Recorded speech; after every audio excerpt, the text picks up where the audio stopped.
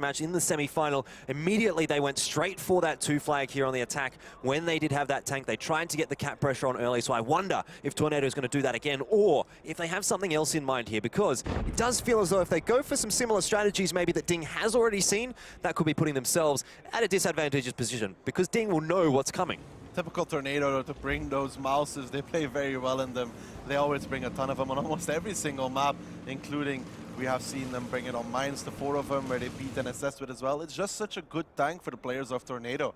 Talking about it, it has good DPM, it has good gun, it has everything. They can make their armor work, they can make the gun work. It's just so good for them. And Ding, again, knowing that playing standard against Tornado isn't going to work, are changing it up. They've played aggressive over there. Alien already peeks out, gives Near You a shot. Near You takes another one from Meritorious. And this is the aggressive Ding I want to see. And also the important thing here for Ding at the moment is that both of those T-57 heavies are, as of yet, unspotted. And those guys can peek around the corner here, really come in, sting like a bee, disappear, and become a very, very potent threat to the side of Tornado Energy. A bit of trades coming backwards and forwards at the moment. Meritorious taking some damage, Server taking some damage as well. But Tornado, they do seem to have managed to get their way into that 2 flag relatively unscathed in the grand scheme of things, but Near You, a 1-shot now, and this is crucial for Ding. They need to be able to close him out, because this is the difference between Tornado and Ding. What we saw in the last round is Ding was not able to close out those low HP tanks. Well, right now, Ding needs to push right in again, because Meritorious is going to go down, and they have only one moment, one overmatch, and they need to take it right now. Meritorious going down there to Diador, and it's now 6 versus 6. Ding pushing in here.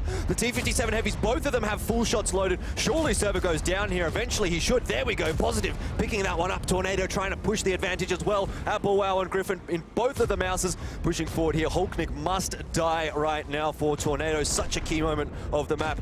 Nuclear does manage to find Alien, but the kills are coming across here for Tornado once again. Yeah, Tornado just showing that individual skill again, taking the good trades. Hulknick there could have done more in his T-57 heavy, but Positive is the crucial player right now together with Diador from the side of Tornado. It is this still even. Positive with one clip can make this HP deficit disappear. Griffon should be going down here towards Shockish, but they need to take down Nuclear or Apua. One of those two isolate that T-57 and the 416. At the moment, Tornado still have the health advantage. 4 versus 4 though, so it's still hanging in the balance. Karitz in the AMX 30. Looks like he might be under a bit of pressure here. Diador surely more than enough damage in his clip to be able to take down Karitz, particularly with the shot coming out there from Nesqui. And that's a free kill essentially for Tornado. They haven't traded any health for that. Yeah, Karitz just staying there for too long, costed him his life. Breakneck got away on time, because obviously he's a quicker tank, but Karitz should never have been there. Losing that tank is probably the end again for Ding in this round. Again, those small individual mistakes are costing time and time Breakneck's going to roll around the corner here. Nesqui unspotted. Breakneck, he thinks better of it. He is not a 1-shot for that Object 416, so he could turn this corner, take some shots in on Nesqui, but it's difficult to sort of imagine that he's actually going to be able to clip him out without Nesqui at least being able to fall back there. Breakneck decides better of it though, and the cap, 1 minute gone, or 1 minute to go even for Tornado. It's not a major threat right now for Ding, but it is something that they have to keep in the back of their minds. Breakneck taking a bounce there even from Apple. Should be able to pick it up. He needs 2 shots actually to kill him.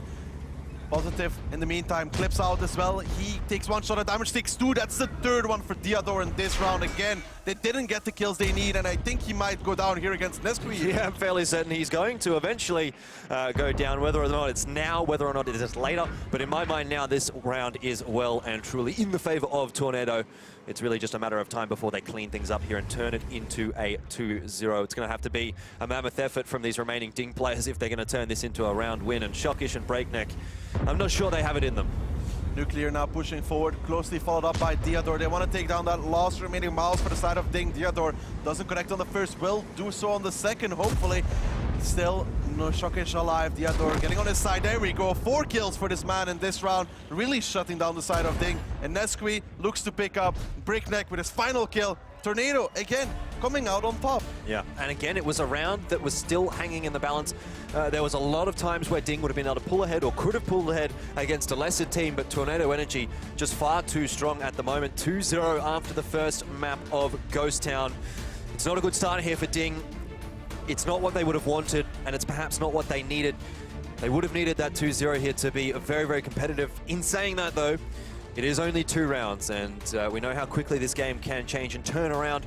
Looking at the post-battle stats there, Shockish on Ding, he'd survived quite a long time. That's why he's up the top there. Really, what you want to look at, Griffin and Deodor doing the damage for Tornado. Breakneck, 7 shots throughout this round, 0 damage. Hooknick as well in the T57 Heavy. We saw his fight from very, very close, and we saw he did not get the connection